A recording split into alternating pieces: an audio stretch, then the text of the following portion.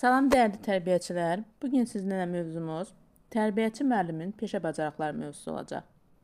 Gəlin görək tərbiyəçi müəllim hansı peşə bacarıqlarına sahib olmalıdır. Bizim 4 əsas peşə bacarığımız var. Konstruktiv bacarıq, kommunikativ bacarıq, qnostik bacarıq və təşkilatçılıq bacarığı. Yəni hər bir tərbiyəçi mütləq şəkildə bu bacarıqlara yiyələnməlidir, bu bacarıqlara sahib olmalıdır. Birinci bacarığımız konstruktiv bacarıqdır. Konstruktiv bacarıq bizim didaktik prinsiplərimizdən nəticə yönümlüyə əsaslanır. Gəlin görək bunun açıqlaması nədir? Yəni konstruktiv bacarıq uşaq şəxsiyyətini layihələşdirmək, materialı uşaqların imkanına uyğunlaşdırmaq bacarığıdır. Konstruktiv bacarığa təlim-tərbiyə materialını qarşıya qoyulmuş məqsədin tələblərinə uyğun seçə bilmək, sistemləşdirmək, məktəbdə şagirdlərin uşaq bağçasında uşaqların imkanlarına uyğunlaşdırmaq, şagird və ya uşaq tərəfindən yol verilə biləcək səhvləri, uşağın müəyyən situasiyada özünü necə aparacağını əvvəlcədən görə bilmək bacarığıdır. Yəni, konstruktiv bacarığa sahib olan müəllim işini hər zaman öncədən planlaşdırmalıdır.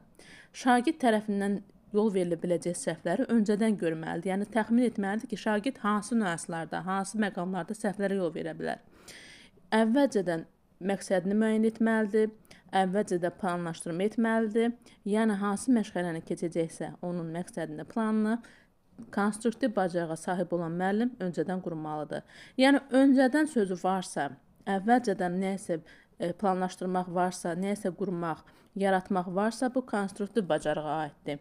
Yəni, bu didaktik prinsiplərimizdən nəticə yönümlüyə əsaslanır. Çünki nəticə yönümlülükdə də biz qeyd etmişdik ki, tərbiyəçi öncədən nəticə yönümlü olmalıdır, öncədən planını qurmalıdır, öncədən məqsədini qurmalıdır və uşaq tərəfindən yol verilə biləcək səhvləri belə deyək də öncədən görməlidir. Həmçinin belə deyək də uşaqlara bütün təlim-tərbiyə materiallarını uşaqların yaşına və inkişaf səviyyəsinə uyğun hazırlaya bilməlidir. Və yaranmış vəziyyətdən çıxmaqdır, işi planlaşdırmaqdır, maddi bazanı möhkəmləndirmək bacarıqları da həmçinin konstruktiv bacarığa aiddir. İkinci bacarığımız kommunikativ bacarıqdır. Biz bilirik ki, kommunikativ sözünün mənası nə deməkdir? Ünsiyyət deməkdir, əməkdaşlıq deməkdir, yoldaşlıq deməkdir. Ona görə də kommunikativ bacarıq münasibətlərin nizama salınması ilə bağlıdır. Yəni, burada kommunikativ bacarığa uşaqların qəlbinə yol tapa bilməkdir, özünü onlara sevdirə bilməkdir, uşaqlar arasında düzgün münasibətləri tənzim edə bilməkdir, valideyn və ictimaiyyətlə ümumi dil tapa bilməkdir, pedaqoji mərifətə malik olmaqdır, yeri gələndə gülməyi, hirslənməyi bacarmaqdır, ağır vəziyyətə düşdükdə ani müddətdə düşünüb düzgün tərbiyə yolu seçə bilməkdir.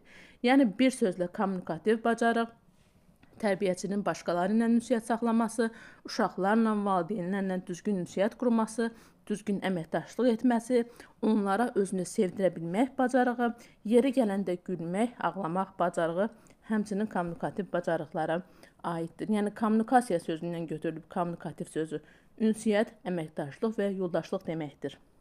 Üçüncü bacarığımız qnostik bacarıqdır. Gəlin görək, qnostik bacarıq nə deməkdir? Qnostik bacarıq pedaqoji prosesin nəzəri əsaslarını bilmək bacarığıdır. Yəni, qnostik sözü Yunanca qnozis sözündən götürülüb və mənası idrak deməkdir. Qnostik bacarıq pedaqoji nəzəriyyəni bilmək və ondan yaradıcı şəkildə istifadə etmək, özünün və yoldaşlarının təcrübəsini ümumiləşdirə bilmək, elmi tədqiqat işlərində iştirak edə bilmək, psixologiyanı bilmək və ondan istifadə etməyi bacarmağa aiddir. Yəni, əgər biz psixoloji nəzəriyyəni biliriksə, pedagogikanı biliriksə, qnostik bacarığa aiddir bu. Və eyni zamanda qnostik bacarıq didaktik prinsiplərimizdən tələb yönümlüyə aiddir. Yəni, müasir tələblərə cavab verə biliriksə, müasir standartlara uyğun məşğələni keçə biliriksə, həmçinin bu da qnostik bacarığa aiddir. Qnostik bacarıq özü də iki qrupa bölünür. Diaqnostik bacarıq və kreativ bacarıq. Diaqnostik bacarıq mövcud vəziyyətin konkret əlamətlərini tez aşkar edib, dəqiq nəticə çıxarmaq qabiliyyətidir. Yəni, bu nə deməkdir? Diaqnostik sözü ümumiyyətlə nə deməkdir? Öncədən vəziyyəti görmək və ona uyğun nəticə çıxartmaq. Yəni, ona uyğun hərəkət etmək. Bu olur diaqnostik bacarıq. Kreativ bacarıq isə adından da göründüyü kimi yaradıcılıq deməkdir. Tərbiyəçinin yaradıcı olmağı, yəni əvvəl məlum olmayan yeni iş formasını tapmaq qabiliyyəti kreativ bacarıq sayılır. Yəni tərbiyəçinin nəsə yenilik etməyi, yeni bir şeyləri aşkara çıxartmağı, yeni iş formalarından, yeni iş üsullarından istifadə etmək bacarığı kreativ bacarıqlara aiddir. Dördüncü bacarığımız təşkilatçılıq bacarığıdır. Təşkilatçılıq bacarığı adından da göründüyü kimi təşkil etmək bacarığıdır. Yəni uşaqların fəaliyyətinə düzgün rəhbərlik etmək bacarığıdır.